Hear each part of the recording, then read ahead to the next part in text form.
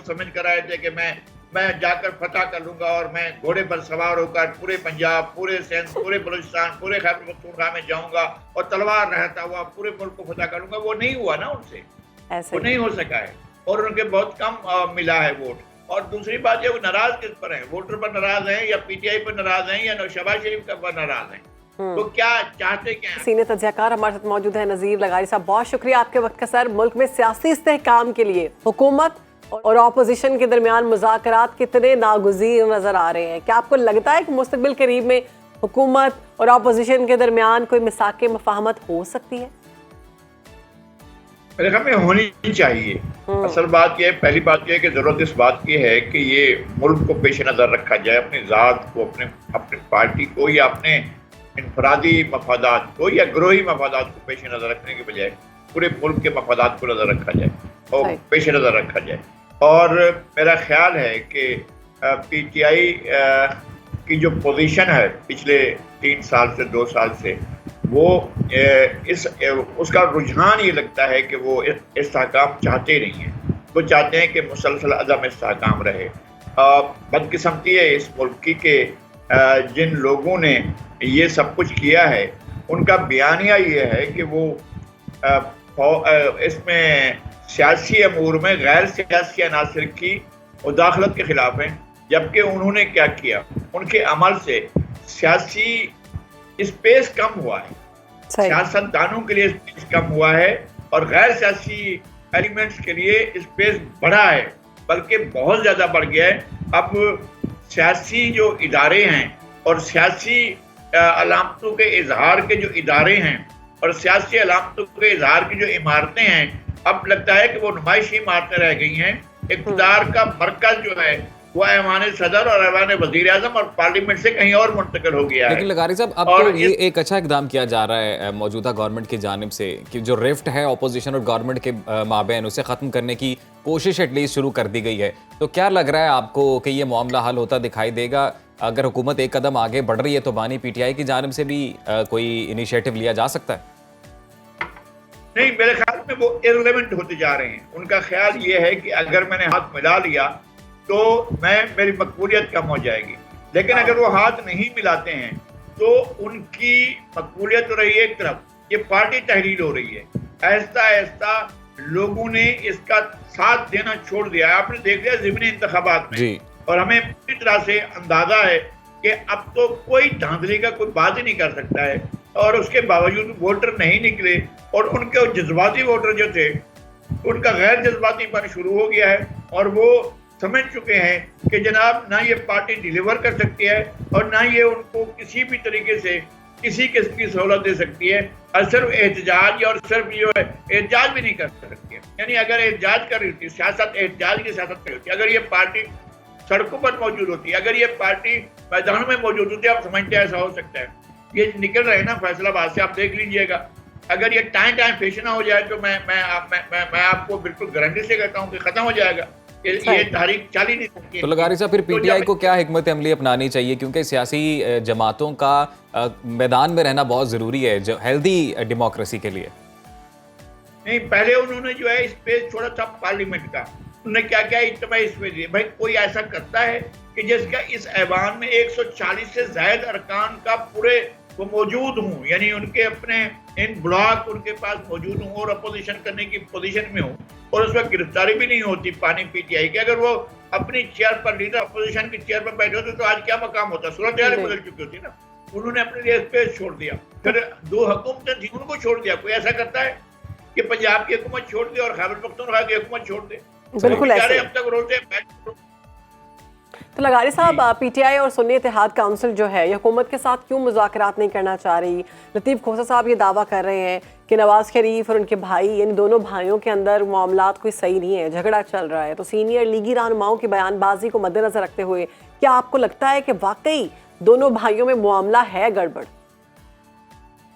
नहीं, कैसे हम समझ लें? जब तक के वो वजीर आजम है और जब तक के उनको पार्टी की हिमायत हासिल है, क्या मियां नवाज शरीफ की मर्जी के बगैर पार्टी ब्लॉक जो है उनके पीछे खड़ी हुई है? मैं ऐसा नहीं समझता हूँ।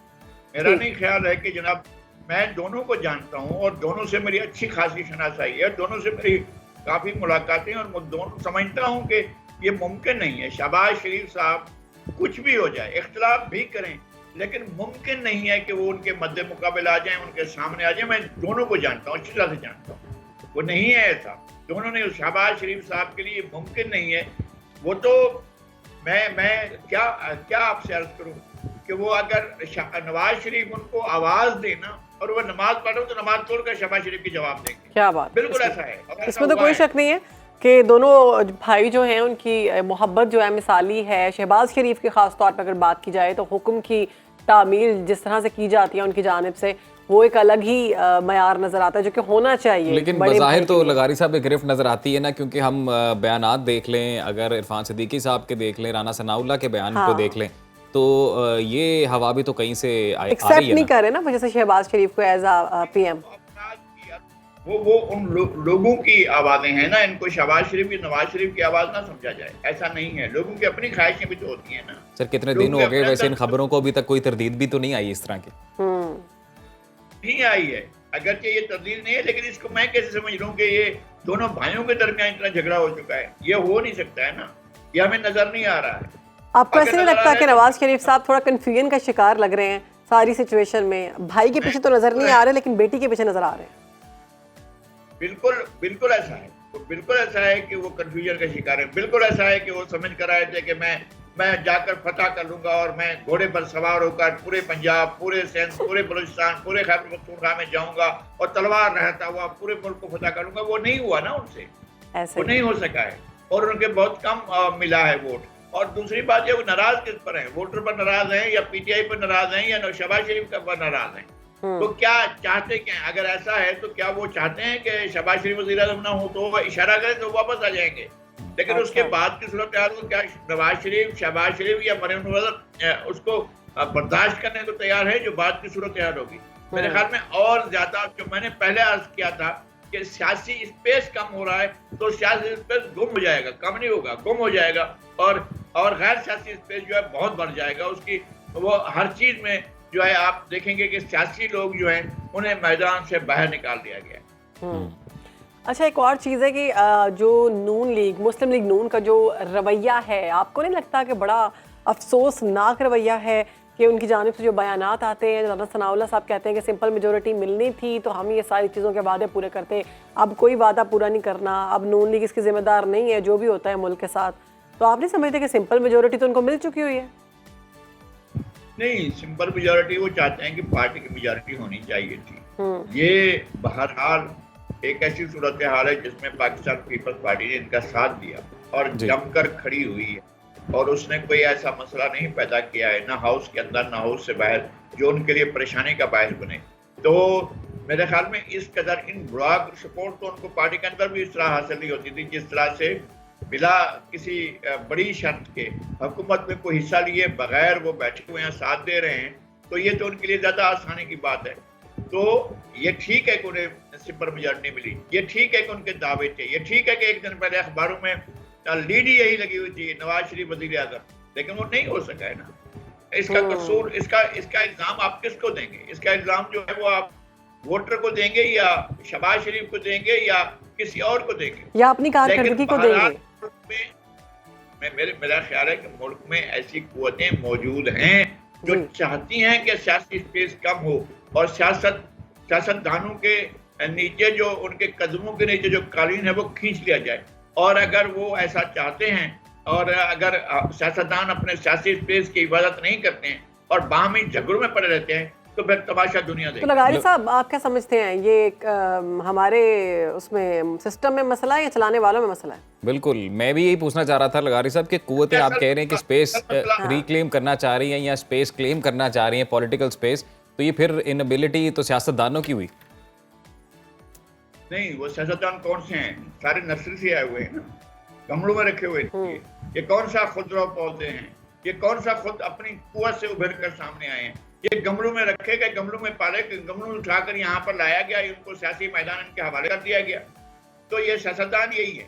अगर ये अपना विजडम इस्तेमाल करते, जुल्फ़िकार भुट्टो को लेकर आए थे ना इस्कंदर मिर्जा, और उन्होंने अपनी काबीना में शामिल किया था, और उसके बाद अयूब खान के साथ चले, लेकिन जब अयूब खान के खिलाफ हुए तो 3 साल तक उन्होंने अयूब खान को छट्टे का दूध याद दिला दिया था। वो फिर बाकी उनके खिलाफ थे और अयूब खान के कदमों से कालीन खिसे गई थी और नहीं थे वो याह्या खान के भी खिलाफ थे, उन्होंने खिलाफ होकर काम किया और अपना सियासी स्पेस, इतनी बड़ी सियासी स्पेस बनाई कि आज तक वही भुट्टो साहब की दी हुई सियासी स्पेस है जिसमें हम सियासत की बात कर रहे हैं और सियासत हो रही है और लोग अपने मुतालबात करते हैं। तो वो एक आदमी की या एक आदमी का विजडम था ये जो काम कर रहा है। तो इन्होंने कौन सा अपना विजडम दिखाया है? इन्होंने तो हमेशा छाऊं तलाश की है। कहाँ है छाऊं? छाऊं और हमारे ऊपर तन जाओ और हमारे ऊपर शामियाना मेरे ऊपर आ जाए और शामियाना जो है वो खुद ब खुद चल कर आए और इनके ऊपर इनको छाऊं मिल जाए। तो ये अगर छाऊं में रहने के आदि हैं तो फिर यही होगा ना।